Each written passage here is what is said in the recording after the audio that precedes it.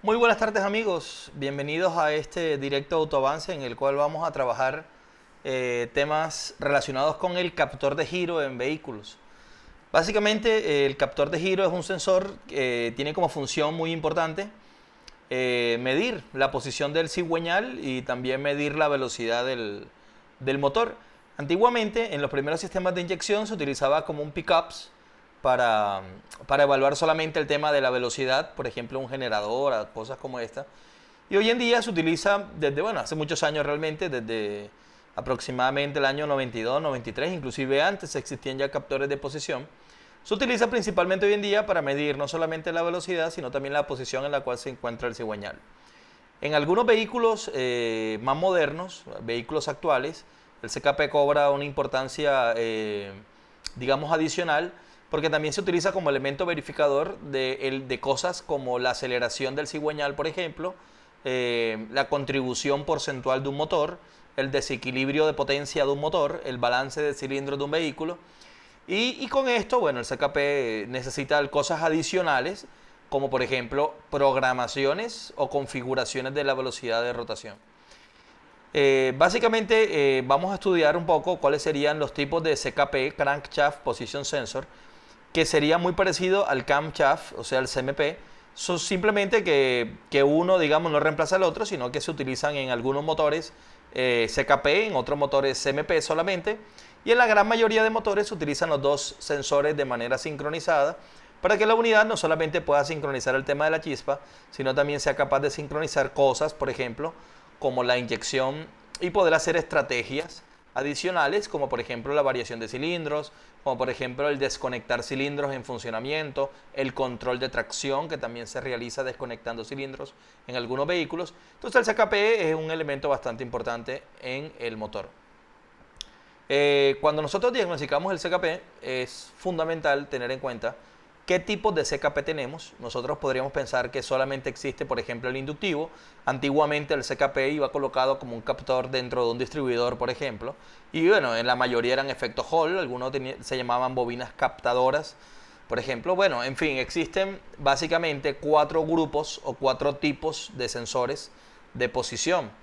3 de estos grupos son los que siempre se conocieron como sensores inductivos, que son estos tipo bobina, que ahora vamos a estudiar bien cuáles son y cómo son. Otro grupo que es, digamos, también a la par un poco de los inductivos, serían los sensores de posición efecto Hall. Pueden ser CKP o CMP, no es una norma que un motor tenga uno u otro, el fabricante decide cuál tener. Y existen unos captores que ya no son muy utilizados, los cuales se denominaban efecto óptico, que básicamente se dejaron de usar mucho una vez que salieron los distribuidores del mercado, porque estaban incluidos dentro del distribuidor. Digamos que este grupo es un poco complejo, digamos, la aplicación hoy en día, pero nosotros no tenemos mucho este tipo de sensores en la actualidad. Y tenemos unos nuevos captores o unos nuevos sensores que se denominan sensores activos, de los cuales algo comentaré para que ustedes tengan una idea un poco más profunda de lo que sería este grupo de sensores. Los sensores activos entran a reemplazar poco a poco a los captores convencionales. Se empezaron a utilizar en sistemas de ABS, sistemas de frenos ABS, pero hoy en día existen ya varias marcas, por ejemplo Caterpillar, que recuerdo haber medido este tipo de sensores, utiliza este grupo de sensores como sensores principales de movimiento de cigüeñal y movimiento de la leva. Un auto moderno puede tener inclusive varios captores de levas. Por ejemplo, tiene un V6 con válvula variable en ambos bancadas, tanto admisión como escape. Va a tener, por ejemplo, 4 captores de posición de eje de levas. Por ejemplo, un Chevrolet Cruze tiene 2 teniendo una sola bancada. Y Ford Explorer, por ejemplo, V6 tiene 4 captores, unos para admisión y unos para escape en cada una de las bancadas, bancada 1 y bancada 2. Entonces, los sensores de posición es muy importante tener en cuenta su funcionamiento desde el punto de vista de principio de operación.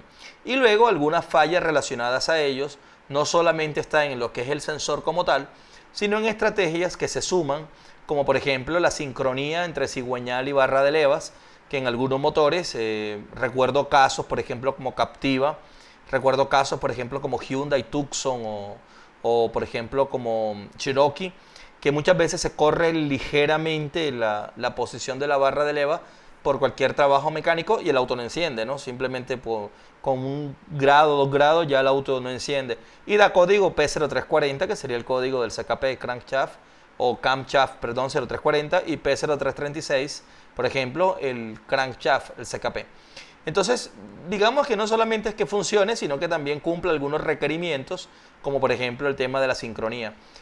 También es muy importante tener en cuenta que las adaptaciones de estos sensores no es tan conveniente, puesto que las unidades de controles tienen circuitos amplificadores, principalmente operacionales, que son bastante delicados en su funcionamiento respecto al voltaje de entrada de la unidad de mando. Tanto así como dañar una unidad de mando, o también, no igual de complejo, pero sí un poco el tema de que la unidad es capaz de darse cuenta que la amplitud o la frecuencia de la señal no es la adecuada, o la cantidad de corriente que ingresa no es la adecuada en el sensor, aunque son valores en microamperes, es capaz la unidad de poder sensar algunas cosas de estas, y puede generar códigos de falla a través de una adaptación. Entonces nosotros vamos a pensar un poco el cómo funciona, dónde está ubicado, qué hace, y por lo menos, digamos, 3 de los que más se utilizan hoy en día, que serían los inductivos, los efectos Hall y, por supuesto, una introducción a lo que serían los sensores activos. Bueno, primero vamos a recordar un poco dónde está ubicado un sensor de posición del cigüeñal. Vamos a ver por acá un poco uno de ellos, puesto por ejemplo en un cigüeñal. Acá tenemos la volanta del auto, podemos observar bastante bien la volanta. A un costado de la volanta existe un platillo, el cual va a tener por supuesto unas muescas, tiene unas pequeñas muescas. Fíjense que enfrente de él está colocado perfectamente el sensor de posición del cigüeñal. Obviamente su función sería medir esas muescas que se encuentran en este plato para poder verificar algo a través del principio de operación del sensor. Acá hay una foto más clara de este sensor. Por nombrar un modelo, cada auto define dónde va ubicado y cuál es la marca que se permite manejar. Y ahí, bueno, de todo tipo de captores. Fíjense, por ejemplo, en este caso, acá tenemos nosotros un EcoSport. Acá tenemos el sensor de posición del cigüeñal. En este caso inclusive tiene una pequeña corredera, lo cual permite poder moverlo un poco al sensor. Y acá está el elemento que genera la señal, un reluctor realmente, que está topado hacia lo que sería el cigüeñal. Es decir, va en sincronía con el movimiento del vehículo, y no son todos los dientes iguales. Si nosotros pensamos en un sensor de posición del cigüeñal, o un sensor de posición de la barra de levas, es característico que de acuerdo a la posición del elemento reluctor, que vamos a dar el nombre de plato reductor o rueda de tonos, también es un nombre correcto, o dentado del cigüeñal, en fin, de acuerdo al léxico automotriz, cada uno va acomodando más o menos a su lugar de trabajo. Nosotros tenemos acá lo que sería el reluctor para mí, o el platillo reluctor, y fíjense que acá está la muesca del plato que entra sobre el cigüeñal, y en él hay una marca, por supuesto, que es la chaveta del cigüeñal, donde va tempado, es decir, yo lo coloco ahí y está en tiempo, no hay cómo moverlo de ahí, o no se debe mover de ahí, y justamente en una posición establecida, si ustedes pueden observar, se encuentra un lugar donde todos los dientes son iguales, todos son muy parecidos. Si se dan cuenta, esta rueda todos son muy parecidos, idénticos, pero hay un lugar que como que a propósito le hace falta un diente. Bueno, por supuesto, ese lugar donde a propósito le hace falta un diente es un lugar que utiliza la unidad de mando, en este caso el SM o el PCM o el computador EDC de un camión, para conocer la posición del cilindro número 1. Con esto, ¿nosotros qué vamos a encontrar? Nosotros vamos a encontrar que ahí, en ese lugar, al generar la señal, el sensor, la unidad va a ser capaz de capturar una posición en particular. Puede ser, no siempre, ojo con esto, no siempre es el cilindro número 1, como todos pensamos, decir, no, si yo muevo esto, el pistón 1 va a quedar arriba. No necesariamente es esto, no. Puede ser el cilindro 3 arriba, el cilindro 4, si es un vehículo B10, puede ser el 2, el 6, no importa.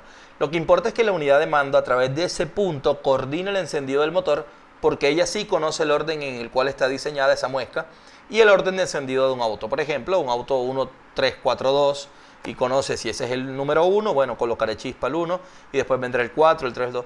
Y de esa manera la unidad es capaz de sincronizar lo que sería el encendido. Como ella conoce cuántos dientes tiene, hasta que vuelva la muesca, calcula una vuelta del cigüeñal.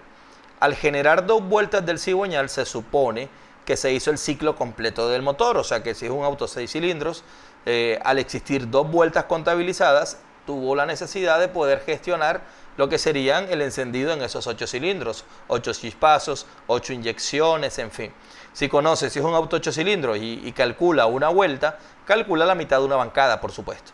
Bueno, de esa manera la unidad de control va sincronizando lo que sería el efecto de generar la señal. El tema ahora es cómo hace la unidad para generar esa señal, o sea, electrónicamente cómo funciona, o por lo menos entender un poco el cómo funciona el sensor. Fíjense que enfrente del sensor nosotros obtenemos lo que sería el captor. Tenemos ahí ubicadito el captor. En este caso es una foto, por supuesto, tomada a propósito para que ustedes puedan ver la relación entre el sensor y la distancia del captor. Pero este espacio que está acá, en la gran mayoría de autos, no digo todos, pero sí la gran mayoría de autos, este gap que se llama, no es calibrable. Es decir, en la gran mayoría, no todos, por eso lo repito, existen algunos autos que tienen algún tipo de calibración, pero la gran mayoría tienen una posición fija, la cual depende del diseño del fabricante. Por supuesto, hay cosas que pueden afectar esa posición, como por ejemplo un montaje no adecuado, como por ejemplo un sensor con algún tipo de maltrato que no ingrese perfectamente. Algunas veces, por supuesto, está un poco la habilidad, por así decirlo, de algunas personas, que por ejemplo el sensor pierde un poco de energía en el sentido de la generación de la señal y se dan cuenta que limando un poco el sensor o limando un poco la base, como hace poco me pasó, el sensor entra un poco más y es capaz de generar mejor la señal. Eso ocasiona realmente problemas porque el gap es algo matemáticamente calculado por los diseñadores del motor. Entonces nosotros vamos a pensar que ese gap en la gran mayoría no es calibrable. Cuando es calibrable, no es una norma, pero generalmente tiene aproximadamente entre 36 y 42 milésimas de pulgada. Algo así como cercano a 1 milímetro, un poco más, un poco menos de 1 milímetro. Pero sin embargo, la sugerencia es que ustedes sigan las recomendaciones del fabricante para cada montaje. En este caso nosotros podemos observar lo que sería un sensor de posición del cigüeñal y enfrente de este sensor encontramos la rueda de tonos con un diente o una muesca diferente. Por supuesto que esa muesca va a representar la posición del cilindro número 1. Entonces vamos a estudiar los 3 grupos de sensores que nosotros vamos a tener en los diferentes vehículos. El primer sensor que nosotros vamos a estudiar por acá va a ser nuestro sensor del tipo inductivo, sensor inductivo. Características de un sensor inductivo. Cuando nosotros manejamos un sensor inductivo, aquí podemos observar nosotros el sensor inductivo, una de las características es que el sensor maneja 2 terminales. Eso quiere decir que al tener nosotros 2 terminales como principio de operación básico, internamente, no vamos a hacer el detalle completo de toda la teoría, pero por lo menos que algo nos quede en este tiempo que están invirtiendo, principalmente al interior de este captor de 2 cables, nosotros vamos a encontrar un bobinado, algo así como una bobina, ¿cierto? Una bobina y un imán. ¿Qué hace esta bobina y un imán? El principio de generación a través de campos magnéticos. Si ustedes recuerdan, hay una teoría que dice que todo campo magnético es capaz de generar un campo eléctrico y también todo campo eléctrico es capaz de generar un campo magnético. Como al interior del sensor nosotros tenemos una bobina y un imán, la reacción magnética que existe entre ella y la polaridad de este diente, como ustedes lo observan acá, es capaz de inducir sobre la bobina un campo magnético que luego se transforma en una fe inducida, campo eléctrico. ¿Qué quiere decir? Que cada vez que pasa un dientecito, se genera una señal en corriente alterna, porque la generación siempre es en corriente alterna, y se genera una señal como la que ustedes están observando en la pantalla. ¿De qué depende esa señal? De algunos factores, por ejemplo, la distancia en el diente, entre diente y diente, la velocidad con la cual se genera el movimiento hacia el captor, la distancia del captor y la inductancia del sensor. La inductancia del sensor no es un parámetro muy medible, generalmente trabajamos nosotros con resistencias y medimos las resistencias de los captores. Este tipo de captor que estamos nosotros charlando acá son captores que tienen aproximadamente una resistencia de unos 1000 ohms aproximadamente. Existen algunos como por ejemplo, recuerdo Peugeot, algunos Renault que manejan por ejemplo 285 ohms y existen otros que manejan por ejemplo 2500, 3000 ohms, como por ejemplo algunas pickups o sensores captores SKP de Toyota, pero en fin, el manual del fabricante nos va a decir exactamente cuánto tiene, o en la práctica uno de medir tantas veces el mismo, pues por ahí se aproxima bastante bien y encuentra cuánto es el valor del sistema. Entonces, este primer ejemplo que nosotros estamos observando acá, se representa con la generación de cada uno de los dientecitos. En la medida que los sensores de giro manejan, digamos, el paso de estos dientecitos, va a representar cada diente una señal sinusoidal. Si nosotros analizamos esa señal sinusoidal, de esta manera, nosotros podemos observar esta señal sinusoidal representada como un diente y un espacio del mismo sensor. Sin embargo, podemos observar que en un momento dado esa señal va a cambiar y vamos a tener una señal un poco diferente al resto. Una señal un poco inducida en más voltaje, en este caso, por el caso del diente, un poco más grande. Y aparte, esta señal que nosotros estamos observando acá tiene un espacio adicional al espacio del resto de dientes. ¿Qué representa esto? Bueno, que este diente, por supuesto, en este caso, es un diente más grande, por así decirlo, una separación más pronunciada, pero para la unidad de control esto representa la posición del cilindro número 1. Cualquier evento que nosotros tengamos en esta señal de manera no adecuada, por ejemplo, como un diente remordido, como una señal averiada, que vamos a mostrar algunas de ellas en un instante, eso representaría en el sistema una falla. Pero no necesariamente nosotros tenemos por qué pensar que todos los sistemas tienen un número de dientes igual y una muesca igual. Existen algunos sistemas que no necesariamente manejan un solo diente, sino que por ejemplo podrían contener dos dientes pegados, como el caso de camiones Caterpillar o camiones Cummins, que tienen dos dientes pegados. Esto se representaría en la señal del sensor cuando se esté manejando, por supuesto, la generación de la señal. Por eso es muy importante que nosotros cuando diagnosticamos el sensor o diagnosticamos este tipo de sensores, nosotros tengamos en cuenta cómo es la forma de onda y cuál es el número de dientes que presenta y la señal característica de estos sensores.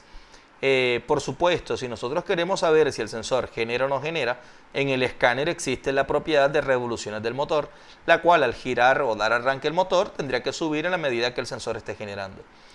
Algunas personas, por ejemplo, tienen trucos o tips como sacar un poco el sensor y hacerle con una pequeña cuchilla un poco de movimiento enfrente, un pequeño imán y bueno, genera algo de señal y ven el escáner. Pero sin embargo, lo mejor sería poner el escáner y ver el código y ver el parámetro de revoluciones del motor. También existe la posibilidad de ubicar en este sistema, en este vehículo, ubicar una herramienta como el osciloscopio, que es una de las más recomendadas para poder medir, o simplemente un multímetro, pero digamos que un osciloscopio es bastante bien aplicable a lo que sería la medida del sensor. En este caso, cuando nosotros tenemos el sensor, como vuelvo y comento, el gap que nosotros tenemos en la señal determina la amplitud de la señal. Como ustedes pueden ver la referencia acá, la amplitud es muy importante porque si esa amplitud se pierde o se aumenta demasiado, es posible que la señal que llega a la unidad la pueda percibir como un error y generar, por supuesto, un código de falla referente a esa señal. Bueno, el ejemplo que les voy a mostrar es de un vehículo, por eso lo voy colocando un poquito más complejo, de un vehículo diésel. La medición con un osciloscopio se la voy a mostrar.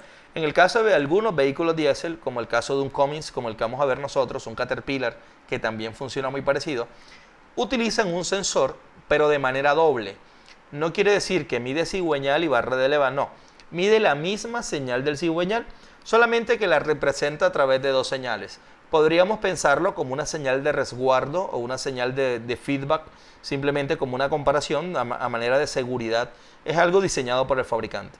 Pero les voy a mostrar cómo se evalúa esta señal y cómo se puede percibir de manera muy efectiva lo que sería la señal de un captor de giro. Entonces fíjense, por ejemplo, cuando nosotros vamos a medir el sensor, un poco la ubicación del equipo. Allá tenemos el sensor, ustedes lo pueden ver en el motor, está al frente. Lo que sería el captor, obviamente está colocado en la base del cigüeñal. Y fíjense que en este caso nosotros contamos con 4 cables. así como lo pueden apreciar ahí. Esos 4 cables son los 4 cables del sensor que van a viajar hacia la unidad SM. En este caso, en los pines del conector de sensores, en los pines correspondientes a la señal del sensor. ¿Qué es lo interesante? Que si yo tengo 2 sensores en ese punto, estos 2 sensores, cada uno de ellos manejará 2 cables y por supuesto tendría 2 señales a manera de resguardo, digámoslo así. Por eso tenemos en este caso 4 cables. Pero si solamente fuese un solo sensor, tendríamos solamente 2 cables. Quizás surge la pregunta de por qué algunos sensores, se me viene al caso, no sé, una Zafira, una Captiva, algunas, Corsa, por ejemplo, Aveo, muchos países donde están ustedes tienen esto. ¿Por qué siendo inductivo que maneja 2 cables? Porque algunos captores en su cableado inclusive de conexión tienen 3 cables. Bueno, la respuesta a esto es que existe algo que se llama apantallamiento o shield o blindaje del sensor. Quiere decir que este sensor es muy susceptible a interferencias. Al ser susceptible a interferencias, se protege, como si fuese un micrófono, se protege el cableado con una malla metálica y esa malla metálica se lleva a tierra para evitar interferencias externas hacia el circuito de generación, digámoslo así, como una seguridad electrónica para que no exista interferencia. Es como cuando estás escuchando música y los cables no son de muy buena calidad, se le induce ruido eléctrico de algunos otros instrumentos. Bueno, nosotros vamos a pensar que queremos medir esto. Entonces, bueno, en ese caso, para terminar la idea, el tercer cable sería una tierra para la pantalla o el blindaje sobre todo el cable. Por eso muchas veces esos sensores, cuando vas a la parte gruesa del sensor y se rompe el cable, se ve como un papel aluminio por dentro. Bueno, ese es el cable de blindaje o apantallamiento. Si nosotros hacemos girar este motor, ubicando el osciloscopio, por supuesto, en el lugar de medición, podemos observar una señal. Pero si nosotros analizamos esta señal, que es una corriente alterna, así como ustedes la están viendo por acá, esta corriente alterna que ustedes pueden ver, tiene unos dientes muy parecidos, pero en un punto en particular tiene 2 dientes pequeños. Eso quiere decir que en la rueda de tonos del cigüeñal existen 2 puntos muy pegaditos, los cuales generan este grupo de señales que ustedes están observando. Esto permite que se tenga aquí lo que se conoce, ¿no?, como una señal representativa del punto superior número 1 en este caso. Pero uno podría pensar, bueno, pero ¿por qué utiliza 2 dientes iguales, pequeños? Bueno, porque el fabricante lo decidió de esta manera, pero esto me sirve a mí para poder observar que existe un punto diferente al resto, lo cual representa que esta señal está correcta. Sin embargo, si tengo mucha duda, convendría mirar el manual de servicio que tiene gráficas representativas de las pruebas, o si no, también medir otro motor que esté bueno y patronar la señal y tenerla. Fíjense que acá tenemos ubicados 2 piercings sobre el sensor. Vamos a mostrar un poco más el detalle. Coloquemos un poco de luz. Aquí está el detalle. Y con esto tenemos sobre el cableado del sensor la ubicación del osciloscopio en 2 de los cables. Por supuesto, es un motor gigante, grandísimo. Tenemos cables bastante fuertes, digámoslo así. Por eso se ve un poco más rudo que un vehículo gasolina, los que no manejan diésel. Pero es exactamente lo mismo. Escogí este porque es muy utilizado. Entonces nosotros en este proceso de diagnóstico vamos a obtener, por supuesto, una serie de dientes iguales. Y en algún punto de la señal nosotros vamos a encontrar una pequeña variación, lo cual permite definir para este sensor el punto muerto superior del cilindro número 1. Bueno, cuando tenemos este grupo de sensores, nosotros podemos pensar que ese grupo de sensores les dimos el nombre de inductivos. Ahora existe otro grupo de sensores. Estos sensores que nosotros vamos a tratar de explicar ahora se denominan sensores efecto Hall. Puede pasar o suele pasar que los sensores efecto Hall contienen en sus terminales 3 cables. Básicamente, ¿por qué contienen 3 cables? Porque este se convierte ya en un sensor electrónico. Es decir, este sensor no es como el anterior que induce una señal a través de giro. Y inclusive si yo desconectaba el inductivo y daba arranque había señal.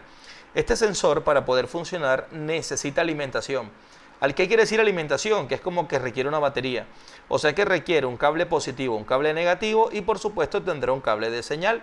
El principio de operación efecto Hall es un principio de operación industrial que se encuentra pues muy explicado en la internet y en clases pues se trabaja muy bien lo que sería la explicación del sensor. Pero básicamente nosotros podemos entenderlo de una manera muy sencilla que es como que el sensor ya se encarga de convertir la señal analógica en señal digital, por así decirlo. No es que sea un conversor, es simplemente un sensor que trabaja diferente al inductivo. Pero de aquí ya la señal sale completamente digital. Quiere decir que ya no va por señal sinusoidal que aumenta con el tema de la velocidad y demás, sino que la señal siempre tiene un mismo orden. Por eso este sensor en amplitud la señal siempre es igual. Y el sensor va a tener tres cables. Un cable de alimentación que sería 5 voltios en la gran mayoría, puede ser 7 en otro caso. Hay muchos de 12 y de 24 voltios. Por ejemplo, 5 volt, un sensor de un Ford, por ejemplo. 7 volt, un sensor, por ejemplo, de un Chrysler, de un Jeep. 12 volt, por ejemplo, un sensor de un Peugeot, por ejemplo, puede tener 12 volt. O Chevrolet tiene 12 volt también en muchos sensores. Y 24 volt, por ejemplo, un sensor de un Isuzu, que siendo efecto Hall tiene 24 voltios. No importa el voltaje que tenga, eso claro, bueno, realmente sí importa, ¿no? Porque cada sensor va diseñado para un voltaje. Pero bueno, independientemente de eso, existe un cable que es tierra, 0 voltios, ahí tenemos ya 2 cables, y el tercer cable sería nuestro cable de señal. Es mentira que el cable va en un solo lugar, que va en el otro extremo, no. Eso lo decide el fabricante y el diseño del motor. ¿Qué es lo importante? Lo importante es que cuando este sensor trabaja, el principio de operación es completamente diferente. Ya con este sensor la señal es completamente cuadrada y representará una señal, digamos, mucho más perfecta a lo que se representaba en la señal del tipo analógica, por así decirlo. Pero también esta señal maneja un grupo de dientes iguales y un diente diferente. Este diente diferente representará, por supuesto, la posición del cilindro número 1 y de esta manera nosotros podríamos pensar cómo se está trabajando, digamos, la posición respecto a lo que sería el sensor. Nosotros cuando tenemos este grupo de sensores, efecto Hall, bueno, existen varios grupos de sensores, ¿no? Pero usualmente este grupo de sensores efecto Hall viene o venía, por así decirlo, de vehículos con distribuidor, los cuales tenían este sensor electrónico para poder entender un poquito el principio de operación. Acá les voy a mostrar el caso de un Chevrolet Cruze cuando se colocó el escáner. Fíjense que tenemos un código que dice P0365, ¿okay? El código de falla. Luego dice circuito del sensor de posición del árbol de leva de escape. Circuito del sensor de posición del árbol de leva de escape. Este Chevrolet Cruze maneja un sensor para admisión y un sensor para escape. Cuando se miden los sensores, al medir los sensores, o digámoslo así, comparar los sensores, no tienen que estar completamente fasados los sensores, no es necesario que estén fasados. Pero al medirlos, los dientes sí son iguales, es decir, si tengo 2 levas, los dientes son iguales, lo que no están es fasados. Pero si ustedes se dan cuenta en este ejemplo que les estoy mostrando, los dientes son en señal cuadrada, lo cual me está indicando que los sensores están trabajando, pero un grupo de dientes es muy diferente a otro grupo de dientes. Es decir, un grupo serían los de una barra y otro grupo serían los de otra barra. Si ustedes notan, no importa la coordinación, pero fíjense que acá hay 2 dientes muy parecidos, uno más pequeñito, se dan cuenta que hay un espacio grande. Realmente este es como si le faltase un diente a esa barra, uno o varios dientes a esa barra. Si nosotros vamos a la realidad y vamos al motor, aquí estamos midiendo los captores, fíjense un poco la ubicación de las pinzas para medir. Estoy midiendo una barra por un lado y otra barra por otro lado. Por lo tanto, yo tengo 2 sensores, uno en la admisión y uno en el escape. Pero si nosotros vamos allá, una de las barras, acá no sé, de pronto no lo va a ver muy bien, pero una de las barras, que está en motor muy mal, tenía partido varios dientes de la barra de levas. Por lo tanto, con el osciloscopio pudimos comprobar antes de desarmar el motor que existía un problema en el reluctor, lo que sería la rueda de tonos, los dientes, y no necesariamente en lo que sería el sensor. Es decir, que quizá yo, como tenía un código que decía sensor de la barra de levas de escape, era capaz de colocarle un sensor y seguía igual el asunto. Y bueno, dice, bueno, se complicó. Bueno, no, realmente no se complicó, faltó medir la señal. Ahí está un ejemplo bastante claro. Fíjense que tenemos el código de falla, vuelvo y lo repito para que usted lo vea. 0365, circuito de sensor de la posición de la barra de levas de escape. Luego fuimos a la señal, en la señal nos dimos cuenta que hay un grupo de dientes que son, digamos, una característica, y la otra barra que debe tener igual posición, diferente posición, igual número de dientes. En este caso, porque puede ser diferente, pero en este caso es igual. Fíjense que hay unos huecos grandísimos acá representando como que existe algo que no hay en ese momento. Y cuando vamos a la realidad, vamos y medimos un poco con el osciloscopio, nos podemos dar cuenta que una de las barras tiene dientes quebrados. Bueno, eso sería el sensor efecto Hall. Principalmente la conclusión con el sensor efecto Hall es que electrónicamente, al sensor pasar por el campo magnético, internamente se dispara lo que sería un pulso hacia la unidad de control. Generalmente aterriza un cable que viene con un voltaje de referencia desde la unidad y se genera cada una de las señales. Si nosotros pensamos en cada uno de los espacios abajo, pensamos en un diente. Por lo tanto, acá podríamos pensar que falta un diente. En este caso, el diente que falta es muy grande, ocupa justamente dos espacios de dientes. Por lo tanto, este auto podríamos pensar que en su señal tiene dos dientes menos, que es usualmente lo que pasa en marcas como Chevrolet o lo que pasa en marcas como Ford, por ejemplo, que se dice 36 menos 2 o 58 menos 2. El menos 2 representa el número de dientes que le hace falta en la señal. Eso básicamente, si nosotros lo miramos acá, es como que decimos, bueno, este auto es 36 menos 1, porque si tú cuentas los dientes tendría 37, pero realmente tendría 36, pero le faltaría un dientecito por acá. Entonces nosotros cuando hablamos de este grupo de sensores, hablamos de los sensores efecto Hall y su principio de operación radica principalmente en un efecto electrónico. Al interior del sensor se presenta un elemento que se llama tensión Hall y esa tensión Hall se permite dar por el campo magnético que atraviesa una corriente de alimentación a través de un elemento electrónico. Digamos que no hay que ponerle tampoco tanto misterio, es como un transistorcito que le coloca un pulso a la computadora cada vez que pasa un diente. Es decir, que cada vez que nosotros tenemos en el sensor un dientecito, acá, en vez de salir una señal sinusoidal, va a ir un disparo a tierra que se convierte en un pulso hacia la unidad de control. O sea que cada uno de los dientecitos se convierte en un pulso digital. Un diente, un espacio más largo, un diente. Y de esa manera se va generando la señal efecto Hall. Bueno, luego tenemos un grupo de sensores bastante modernos.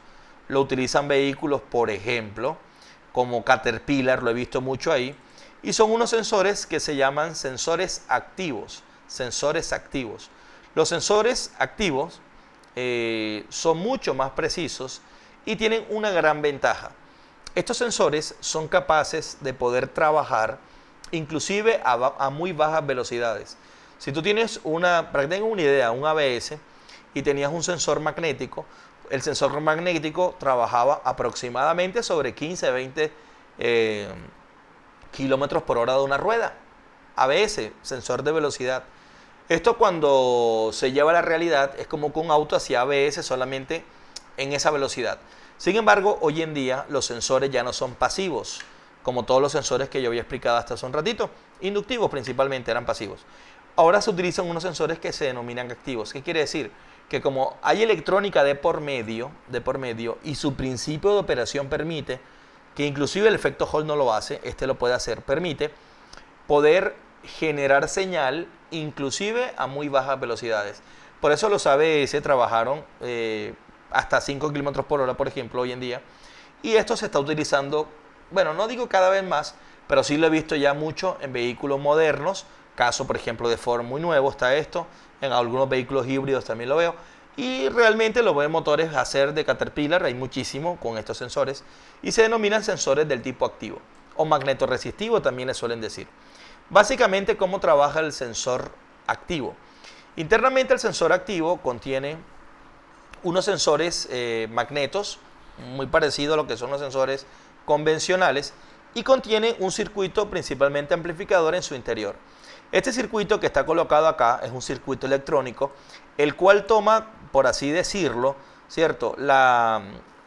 O tiene la capacidad de poder hacer ciclar corriente entre FL más y FL menos.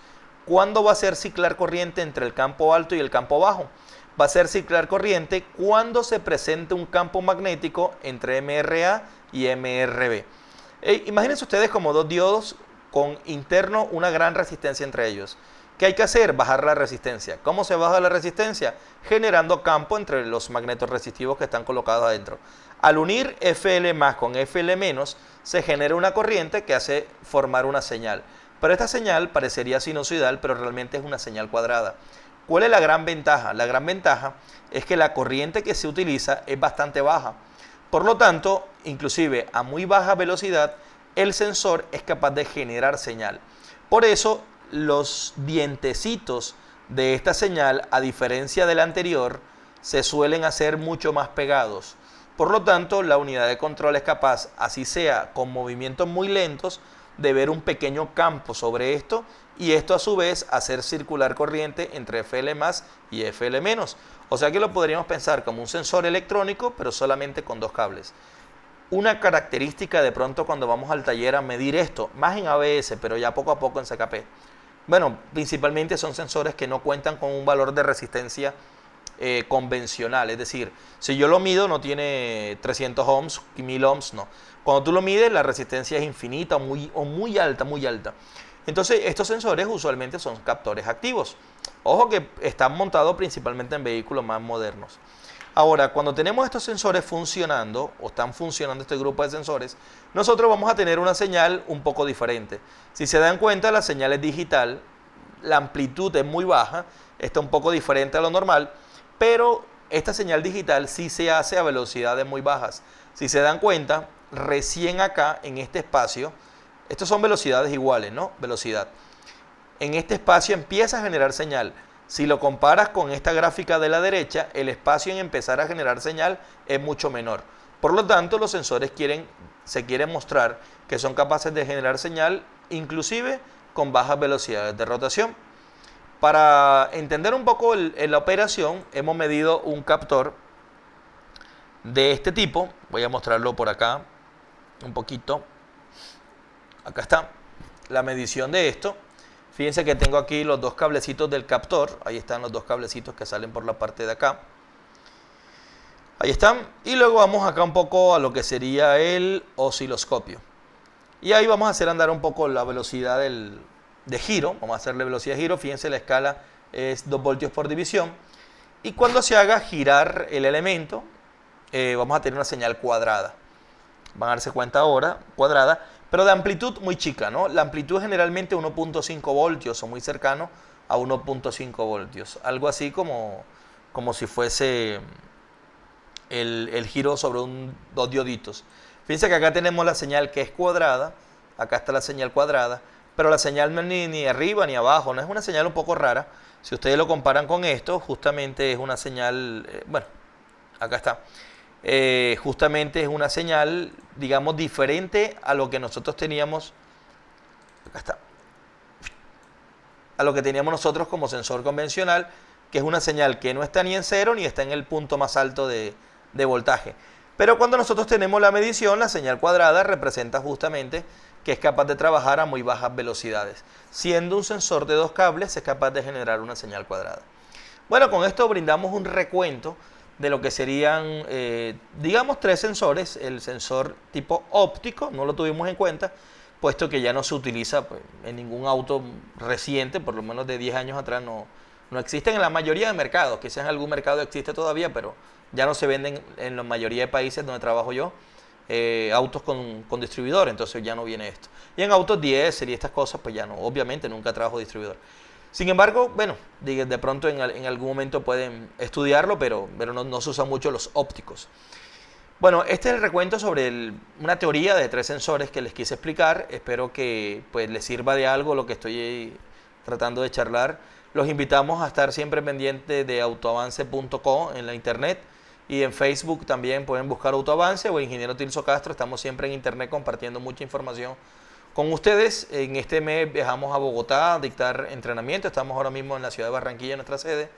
Y vamos también a Ecuador a final de mes de mayo. Vamos a estar en México con varios cursos pues interesantes.